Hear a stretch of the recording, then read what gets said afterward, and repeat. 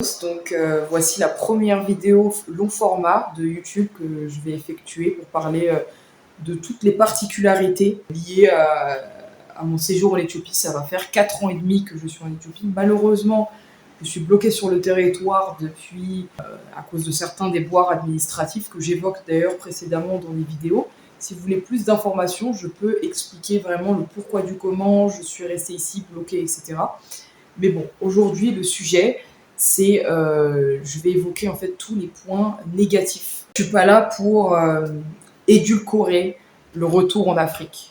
Je suis pas là pour vous vendre du rêve, des illusions, parce qu'en fait, il faut savoir que beaucoup de gens de la diaspora qui veulent se rapatrier sur le continent, dont j'ai fait partie en fait, parce que c'est dans le cadre d'un rapatriement sur le continent que, avec ma famille, avec mes parents, nous sommes venus vivre en Éthiopie. Malheureusement, ça s'est pas passé comme prévu. Du coup, je suis là pour un peu vous expliquer ce que moi j'ai expérimenté de négatif sur le pays. Bien entendu, il y a aussi beaucoup de points positifs et de magnifiques choses à voir et à apprendre en Éthiopie. Mais ça, j'en parlerai dans une autre vidéo. Donc déjà, tout d'abord, ce qui m'a choqué, la première chose qui m'a choqué en fait, en tant que, il faut savoir que moi j'ai vécu toute ma vie en France. Je suis née, j'ai grandi en France. C'était vraiment le manque d'hygiène en fait. C'est-à-dire que à Addis Abeba, maintenant Addis Abeba a beaucoup changé en 4 ans seulement, mais je me souviens qu'on avait pris le taxi en fait pour prendre le bus et partir à Chachamani, la ville où je suis actuellement. J'étais juste choquée. La pollution dans les rues, les déchets brûlés partout, des gens qui pissaient dehors, des gens qui faisaient même caca dans la rue. Enfin, ça m'avait vraiment choquée. En tout cas, moi, avec mon regard d'occidental à l'époque, j'étais vraiment horrifiée en fait. Et donc déjà, il y avait ça en fait, le manque d'hygiène. Le, le- la problématique des hommes, c'est surtout les hommes, mais il y a même des femmes qui le font, de faire les besoins comme ça dans la rue, bah, c'est quelque chose que j'ai vu de manière très récurrente. C'est-à-dire qu'il y a même des gars qui vont te draguer, qui vont te regarder, et en fait, ils sont en train de pisser devant toi, en fait, et c'est normal, quoi. Je sais pas, moi, c'est un truc qui m'a... Vraiment, je vais jamais m'y faire, c'est choquant, c'est dégoûtant. C'est des choses, en fait, moi, je suis pas là juste pour casser du sucre et mal parler, parce que je sais très bien que l'Éthiopie, c'est un pays en voie de développement, comme beaucoup d'autres pays africains, mais c'est bien d'être conscient en fait des failles d'un pays pour ensuite pouvoir surélever en fait, pas juste critiquer histoire de critiquer, mais pouvoir apporter en fait une prise de conscience par exemple. Ça serait bien que par exemple dans les écoles où il y ait en fait de la sensibilisation en fait par rapport à l'hygiène, par rapport à la propreté. Moi j'ai travaillé dans une école pendant quelques mois. Après j'ai arrêté parce que je suis tombée enceinte. Et les enfants, là-bas, manquaient cruellement d'hygiène. C'est-à-dire que même des choses comme se moucher, les Éthiopiens, ça c'est un truc qui m'a choqué en fait quand, au lieu de se moucher avec un tissu ou avec un papier, ou même moi, des fois, j'avais pas l'argent pour m'acheter du papier toilette ou quoi que ce soit, mais au moins, j'utilisais des feuilles de bananier ou des feuilles qui étaient dans la nature. Mais eux, ce qu'ils vont faire, c'est qu'ils vont faire comme ça. Et après, ils jettent leur morve. Puis juste après, ils te donnent tes billets, ils te touchent dans la main, ils te serrent la main. Et tout est normal, où ils vont manger. Enfin, moi, je trouve ça. C'est un truc, enfin. Tu sais, des fois, ils vont faire. Et puis, ils vont cracher toute leur glaire, comme ça. Mais genre, à côté des gens, il y a tous les postillons, ils vont éternuer, ils vont pas mettre leurs mains. Et ça, c'est les enfants comme les adultes. Bien sûr, si les adultes le font, les enfants le font. Donc, en fait, moi, j'ai essayé au maximum de sensibiliser les enfants, c'était des enfants de maternelle, sur même la politesse. C'est-à-dire que ici, c'est quelque chose que j'ai remarqué, les gens, tu vas leur donner quelque chose, tu vas leur donner de l'argent, même des mendiants, même dans un magasin ou peu importe, tu vas leur donner de la nourriture, ils vont prendre la chose et ils se barrent. Pas de merci. Pourtant, le mot merci, il existe dans leur langue, Amasegenalo en amérique. Moi, je le dis toujours. Mais ça me choque en fait que personne ne dit bonjour. Les gens, ils vont rentrer en trompe dans les magasins ou dans des commerces, ils vont pas dire bonjour. Moi, c'est quelque chose, voilà, le manque de politesse, le manque de civilité. Voilà, ça c'est quelque chose aussi auquel je ne m'y ferai jamais, je pense. Le fait que tout service, tout aide à un coût. Voilà. Donc ça, je l'ai vu en fait dès qu'on est arrivé avec ma famille, en fait, c'est-à-dire qu'on a des valises et tout ça. Et nous, en fait, il faut savoir que même en région parisienne et tout, on n'était pas véhiculés, donc on avait vraiment l'habitude de transporter nos affaires, d'être super chargés sur des kilomètres. C'est un truc qu'on avait l'habitude en fait. Donc nous, on était avec toutes nos valises, toutes nos affaires, etc. puisqu'on venait s'installer, donc on était très chargés, en plus famille nombreuse. Et puis des gens viennent nous proposer de l'aide, en mode ouais, ils sont sympas et tout, mais en fait directement, ils te demandent de l'argent. C'est en mode ouais, donne-moi 100 bières, donne-moi 200 bières parce que je viens t'aider à porter la valise sur 2 mètres. Et ça, c'est un truc, en fait, qui m'a toujours choqué. Genre, à chaque fois qu'ils vont proposer ton aide, ils vont te demander de l'argent. Une fois, j'avais fait tomber mon parapluie, juste à côté de moi et tout ça, j'étais avec la poussette, avec mon enfant. Une femme m'aide à ramasser le parapluie. Ouais, vu que je t'ai ramassé le parapluie, tu peux me payer mon taxi, s'il te plaît? Je sais pas, en fait, c'est toujours comme ça. Chaque aide, voilà. Une fois, j'étais en déplacement sur la capitale pour un travail, et puis je suis avec ma poussette, avec ma valise et tout ça. Et pareil, des mecs qui me raquettent de l'argent parce que en l'échange d'aide, après, je fais c'est bon, gardez votre service pour vous, moi je vais m'aider moi-même. C'est pas grave, je vais y aller charger. Si c'est pour de l'argent, en fait, il n'y a pas de souci en fait à récompenser quelqu'un pour une bonne action. Mais en fait, le fait que tu raquettes quelque chose en échange d'un service qui est censé être humain, qui est censé venir du cœur, qui est censé être gratuit, c'est quelque chose, voilà, ça me choque personnellement. Le peuple éthiopien, je pourrais faire une vidéo longue si ça vous intéresse à ce sujet. D'ailleurs, c'est prévu. Donc, ils se prénomment eux-mêmes les Abéchas. C'est-à-dire que c'est un peuple métis en fait. Comme on le sait, comme on voit, je vais mettre certaines photos. La plupart des Éthiopiens ont un grand mépris pour les gens noirs, africains, noirs de peau. La plupart des Éthiopiens, sauf peut-être à la capitale, parce que maintenant ça commence à être plus en vogue, ça commence à être la mode de l'Afrique, la plupart des Éthiopiens ne se considèrent pas comme africains. Déjà, peu se disent éthiopiens parce qu'en fait ils sont très tribalistes, donc ils vont être Oromo, Amara ou Tigré avant d'être éthiopiens, mais en plus de ça, ils ne se considèrent pas comme africains. Et donc, ils ont un gros mépris pour tous les gens qui vont appeler Africa, en fait. Et il faut savoir que moi, ma mère, elle est d'origine ivoirienne. Et on sent tout de suite qu'il y a un grand mépris pour les gens qui sont noirs de peau, qui sont africains, etc. Il y a un très gros mépris, par exemple, là, bon, je porte des extensions, j'ai les cheveux crépus, en fait, afro. Et quand j'allais dans des salons de coiffure éthiopiens, je voyais un gros mépris pour mes cheveux crépus, en fait. Je me suis déjà fait cracher dans mes cheveux quand je portais mon afro dehors. Il y a vraiment une haine de tout ce qui se rapporte à la négritude. Mais ça, c'est lié à l'histoire de l'Éthiopie et j'en parlerai dans une vidéo prochainement. De par ce colorisme aussi, de l'esclavage, oui. Pour moi, j'appelle ça de l'esclavage moderne. Il y a beaucoup de tribus en Éthiopie, c'est très divers. Mais plus on va au sud de l'Éthiopie, plus les gens sont noirs de peau.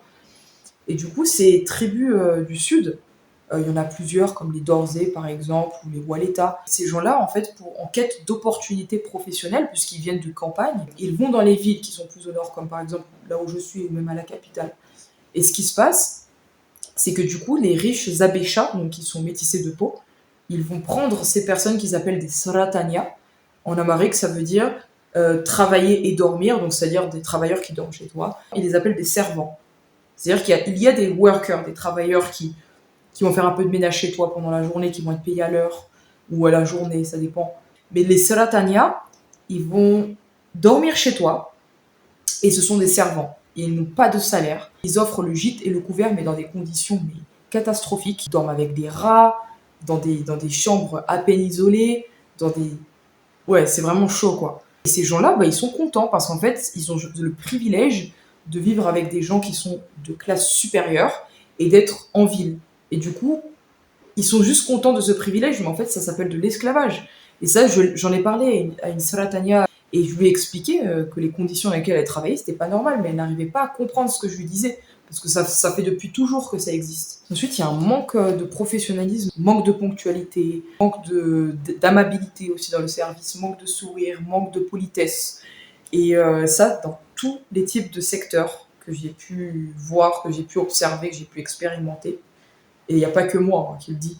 Et c'est vraiment effarant. C'est-à-dire que les gens ne vont pas te dire bonjour, ne vont pas te dire merci, ne vont pas te sourire. Un exemple, rien que par exemple, voilà, ce matin, je prenais un petit café, là, vous voyez, dans la rue, etc. Je prenais un petit café et j'avais demandé un café au lait. Et je l'avais dit en américain, pour préciser, parce que je me suis adaptée à la culture, je parle un peu la langue. Donc elle me ramène un café noir, je dis oui, mais j'avais dit café au lait. Et là, elle me regarde mal, elle me cheap. alors que c'est elle qui a fait l'erreur. Mais ça, c'est un exemple parmi tant d'autres, hein. J'en ai tellement des exemples. Mais ça, c'est quelque chose aussi qui me choque. Ils vont te ramener tes choses en retard ou pas les bonnes choses, etc. Ils vont jamais s'excuser. Ils vont jamais te rembourser. S'ils t'ont pas donné ce que tu as demandé, ils vont jamais te rembourser. C'est vraiment, voilà, un manque de professionnalisme, même quand tu vas aller au souk, par exemple. Donc, c'est pour aller faire ses courses au marché, quoi. Quand tu vas aller au souk, il n'y a pas de prix dégressif. C'est-à-dire que tout est à l'unité, etc. Il n'y a aucune dégression dans les prix.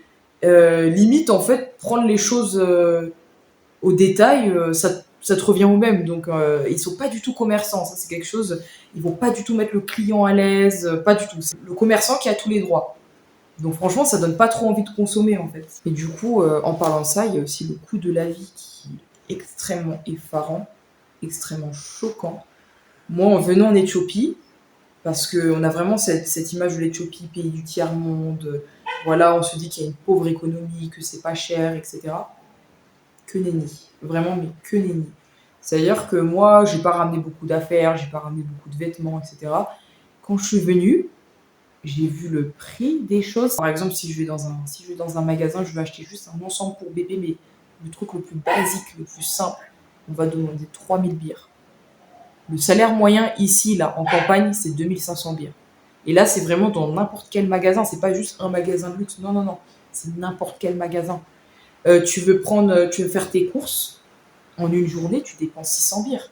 Juste pour des courses pour une journée. Je ne sais pas si vous vous rendez compte, en fait. Et tous les jours, les choses augmentent. C'est-à-dire que, par exemple, un paquet de couches pour bébé, là, que j'achète pour mon fils, c'était 450 birres il y a un mois. Ça passe à 500 birres 2 semaines après.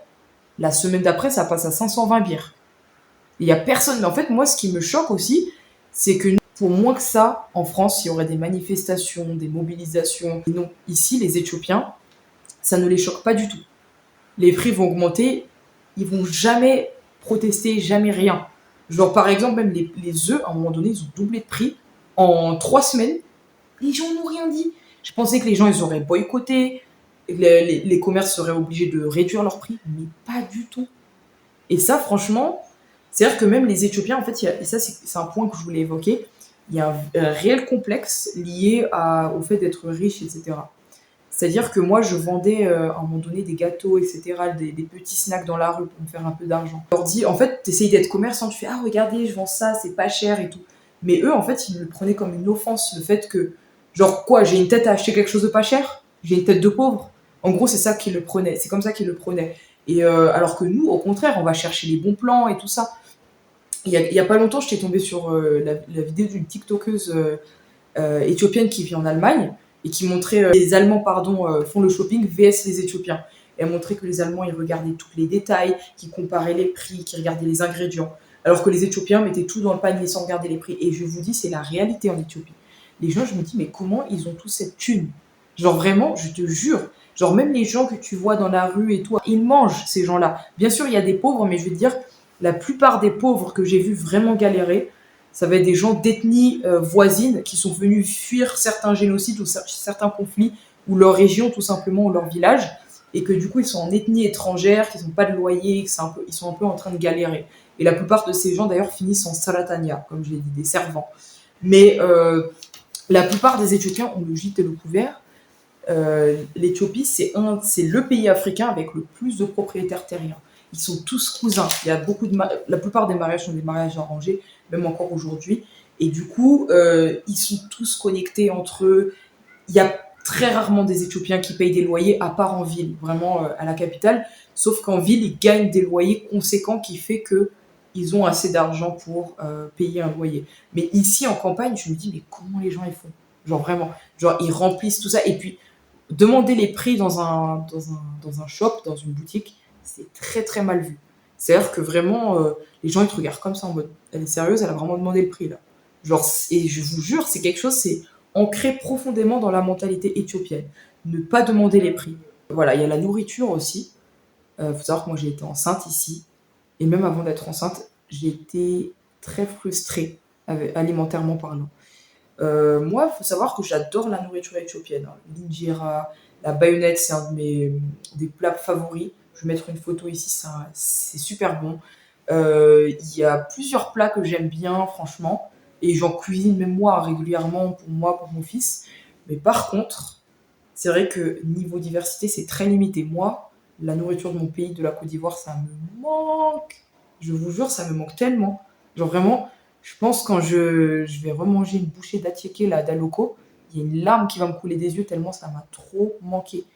La seule diversité en dehors du plat de la gastronomie éthiopienne que tu vas trouver, ça va être quoi? Des pâtes, du riz, des pizzas. Et franchement, c'est pas pour mal parler, mais si un Italien goûtait des pizzas éthiopiennes, je pense qu'il aurait une attaque cardiaque. C'est vraiment pas pour critiquer, hein.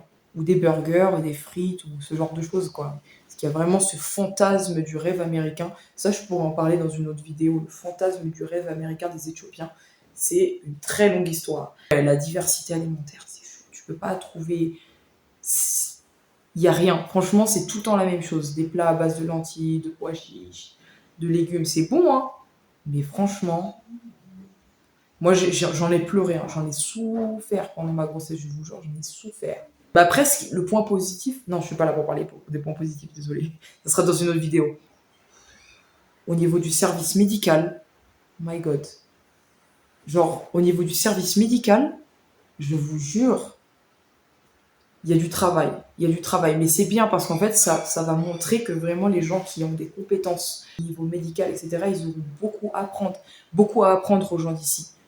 Il faut savoir que les Éthiopiens, c'est un peuple très traditionnaliste, je vais en parler dans une autre vidéo, et ils ont gardé beaucoup de compétences au niveau de la médecine traditionnelle et tout ça. Ça, c'est vraiment un point super positif de l'Éthiopie et de la culture éthiopienne.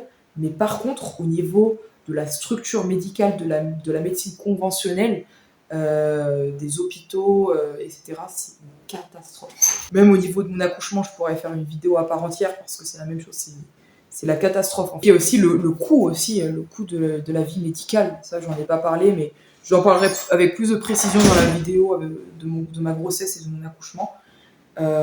C'est effarant. Je me demande mais comment les gens font en fait. Il y a aussi une certaine xénophobie qui est assez forte parce que moi, comme je l'ai dit, j'ai vécu les discriminations des deux côtés.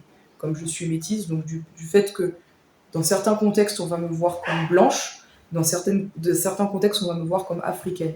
Et dans les deux cas, c'est sujet à discrimination. Je ne veux pas dire raciste parce que le racisme anti-blanc n'existe pas, mais ouais, du côté africain, c'était du racisme, clairement, je peux le dire. Mais je vais faire une vidéo qui va parler des pires expériences vécues en Éthiopie. On m'a lancé des pierres, on m'a insulté, on m'a déjà craché dessus, que ce soit sur moi, sur mon enfant. Donc il y a vraiment une xénophobie, une certaine arrogance aussi chez beaucoup d'Éthiopiens, hein. C'est pas chez les cas particuliers, mais c'est vraiment chez beaucoup d'Éthiopiens qui pensent mieux savoir que les autres. Et franchement, ça c'est un trait de caractère. Moi, je suis quelqu'un de très curieux, j'aime beaucoup apprendre, et, euh, et en fait, j'aime bien avoir ça en fait de l'autre côté. J'aime pas avoir quelqu'un d'imbu d'eux-mêmes et penser qu'ils savent mieux que tout le monde. Ça, ça passe pas avec moi. Il y a peu de choses aussi qui sont accessibles au niveau matériel, etc. Genre, les choses les plus simples. Enfin, tu voudrais juste un petit meuble en bois tout basique, un tout petit lit en bois tout basique. C'est pour ça que moi, je dors encore sur un matelas par terre parce que c'est une fortune. Tu vas dans les magasins de meubles, etc. Ils vont te facturer 20 000 bires pour un lit en bois. 20 000 bires. Je ne sais pas si vous vous rendez compte là. Enfin, il n'y a pas d'entre-deux. C'est-à-dire que soit tu auras des petits meubles très rudimentaires en plastoc, genre made in China, vraiment naze, et qui vont quand même vendre très cher. Soit tu as de l'autre côté des meubles en bois massif avec un style très, très bourgeois, très exubérant, et en fait, des prix mais faramineux. En fait, il n'y a pas d'entre-deux. Soit il y a des gens, tu vas chez eux, il n'y a aucun meuble, il n'y a rien, c'est vraiment très rudimentaire, ou soit des luxe, mais vraiment dans tout son baroque en fait, et c'est abusé. Il y a pas d'entre-deux, mais ça en fait on m'a dit que c'est beaucoup partout en Afrique en fait. Il y a soit des gens très très très pauvres ou soit des gens très très très riches. En fait la montée de la classe moyenne, c'est un indicateur qu'un pays commence à se développer. Et justement il n'y a pas de classe moyenne dans beaucoup de pays en voie de développement, parce qu'il y a vraiment cette dynamique de domination entre élite et classe supérieure et les gens du peuple, mais très très bas en fait. Et du coup, il y a un vrai conflit et c'est très compliqué vraiment de se frayer une vie dans ce contexte-là. Et ça, c'est quelque chose que je n'avais pas du tout appréhendé en fait avant de venir en Éthiopie, de venir en Afrique tout simplement. Il y a aussi une misogynie, mais vraiment banalisée. On lutte les femmes en public, comment on va toucher les femmes en public. Et ça, c'est quelque chose, en vrai, c'est universel, j'ai envie de dire, mais ici, c'est totalement décomplexé. Et ça, c'est quelque chose vraiment... moi, je m'y suis jamais faite, et d'ailleurs, ça a expliqué beaucoup de conflits par la suite. C'est quelque chose qu'il faut savoir en tant que femme, surtout quand on voyage dans des pays étrangers, de savoir un peu comment jauger le contexte social, etc. par rapport à ce genre de choses-là. Aussi, dans l'espace public, c'est pas du tout child-friendly. C'est-à-dire que quand t'as un enfant, c'est vraiment compliqué. C'est-à-dire que quand tu vas, par exemple, je sais pas, tu veux manger dans un petit resto, etc., il n'y a pas de chaises hautes où tu peux poser ton enfant, ou de coins aménagés dans les toilettes pour changer ton enfant, ou pour qu'il attende pendant que tu vas aux toilettes, ou d'espace de jeu pour que les enfants patientent pendant que les parents mangent, ou dans les centres commerciaux. Il n'y a pas du tout d'espace lié aux enfants en Éthiopie. C'est quelque chose que j'ai remarqué, que ce soit dans la capitale, mais les choses commencent à évoluer petit à petit en capitale, hein. Mais dans le reste du pays, franchement, quand tu as un enfant, c'est pas du tout adapté, et vraiment c'est dommage. Mais en tout cas, encore une fois, il faut se servir toujours de la négativité pour l'alchimiser en quelque chose de positif. Donc s'il y a des gens qui ont des projets liés à la garde d'enfants, ou créer des espaces de jeu, pour les enfants, etc., je pense que c'est quelque chose qui peut être vraiment plus que bienvenu en Éthiopie. Parce que franchement, oui, ça en manque cruellement. Et quand tu es une maman célibataire comme moi, par exemple, j'avoue que c'est super difficile de se déplacer, de voyager, tout ça avec un enfant. Et en plus, tu fais d'autres choses en même temps, c'est super compliqué. Sinon, voilà, petite conclusion, globalement, il y a beaucoup de points négatifs en Éthiopie, comme je les ai évoqués précédemment.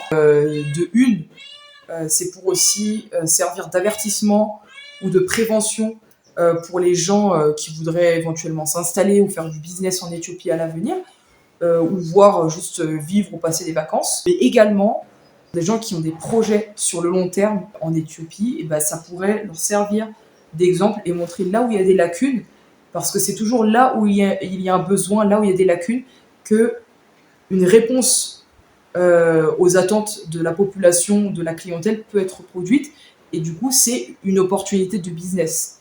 Donc voilà, j'espère que cette vidéo, voilà, moi j'ai pas essayé d'être offensante, j'ai juste parlé de mon point de vue personnel, un point négatif en Éthiopie, et voilà, j'espère que vous avez pu suivre mes expériences dans de prochaines vidéos.